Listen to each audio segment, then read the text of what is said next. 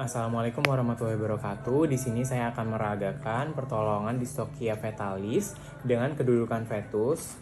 Untuk situsnya yaitu longitudinal anterior, untuk posisinya yaitu dorsosakral, dan habitusnya yaitu fleksi kedua karpal.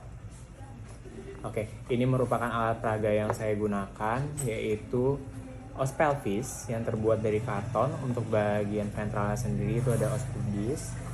Untuk bagian dexter dan sinister ada os ilium, dan untuk bagian dorsalnya ada os sacrum. Oke, selanjutnya untuk fetus sendiri, untuk bagian kaki depannya terdiri dari os scapula.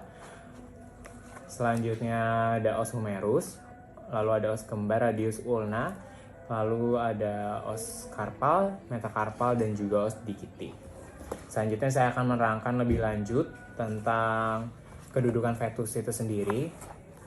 Fetus ini berada di situs longitudinal anterior. Jadi situs longitudinal anterior itu terdapat dua parameter. Longitudinal artinya sumbu memanjang fetus ini sejajar dengan atau searah dengan saluran kelahiran dari induk. Lalu untuk anterior artinya bagian anterior ini sudah bagian anterior pelvis ini masuk ke pelvis inlet, atau nanti dia akan bagian yang keluar terlebih dahulu saat proses partus. Oke, selanjutnya untuk posisi dorsosakral. Untuk posisi dorsosakral ini artinya bagian dorsal fetus itu menghadap ke bagian pubis dari os sacrum dari induk. Jadi bagian dorsal fetus menghadap ke sacrum dari induk. Untuk habitusnya sendiri, habitusnya yaitu fleksi atau penengkukan di kedua karpal. Sehingga di sini akan terjadi hambatan antara os karpal fetus dengan os pubis induk itu sendiri. Selanjutnya yaitu kita ke tahap pertolongan, tapi sebelum kita ke tahap pertolongan, karena fetus ini kepalanya sudah berada di pelvis inlet atau dia udah di saluran kelahiran, maka kita bisa melakukan diagnosa hidup mati fetus terlebih dahulu. Diagnosanya dengan cara apa? Yang pertama, kita bisa dengan 3 cara ya, bisa menentukan dari refleks berkedip. Jadi kita dekatkan tangan kita di sekitar mata fetus. Kalau misalnya ada refleks kedipan, berarti fetus masih hidup. Selanjutnya kita bisa mengetes dengan uji refleks menghisap.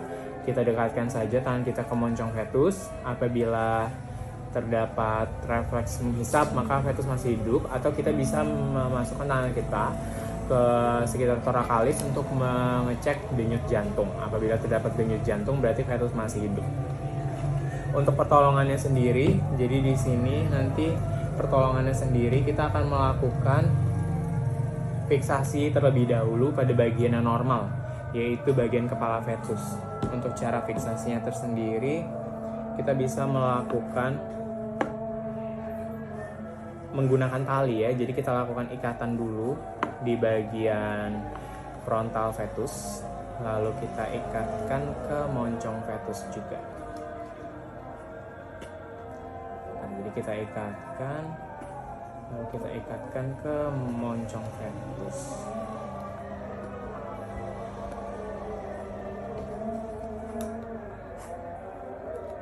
Setelah kita ikat seperti ini, maka nanti titik tumpu dari tali ini akan ada di occipital dari fetus. Kayak ini.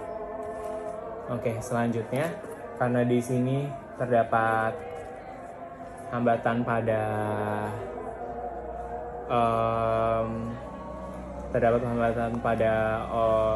kedua karpal dari fetus, maka teknik yang pertama yaitu kita lakukan retropulsi pada salah satu karpal. Jadi salah satu karpal kita retropulsi. Setelah terretropulsi, maka kita tarik metakarpal. Jadi kita traksi metakarpal, lalu kita cari juga digiti atau kukunya. Kita lakukan traksi secara caudodorsal hingga kaki satu ini masuk ke pelvis inlet. Setelah dia masuk ke pelvis inlet, kita lakukan fiksasi terlebih dahulu dengan tali. Oke. Jadi kita lakukan fiksasi dengan tali. Kita lakukan ikatan ini berguna untuk mempermudah nanti saat kita lakukan tarik paksa setelah kedudukan fetus berada pada posisi yang normal. Oke, nah setelah kita lakukan proses fiksasi pada salah satu kaki yang udah berhasil kita keluarkan ke pelvis inlet ini, kita lihat bahwa posisi tangan fetus yang satu ini sudah berubah habitusnya. Yang tadinya habitusnya fleksi pada bagian os carpal, sekarang dia berubah menjadi fleksi pada os scapularis gitu. Karena tadi saat kita lakukan retropulsi, tangan satunya itu masuk ke dalam juga. Nah, untuk caranya bagaimana? Cara pertolongannya, yang pertama, yang pastinya kita retropulsi scapula. Kita retropulsi scapula, lalu kita lakukan traksi atau penarikan dari radius ulna ke arah cauda dorsal, sehingga nanti os carpal dari fetus ini akan terhambat oleh os pubis dari induk. Nah, setelah itu kita lakukan retropulsi dari carpal. Seperti tadi kita lakukan retropulsi carpal, kita ambil os metacarpalnya, kita cari di GT-nya juga, dan kita lakukan traksi secara cauda dorsal sehingga kaki satunya ini juga berhasil masuk ke pelvis inlet. Setelah dia berhasil masuk ke pelvis inlet, seperti biasa kita lakukan fiksasi terlebih dahulu. Jadi kita lakukan fiksasi untuk mempermudah penarikan paksa. Kita lakukan fiksasi.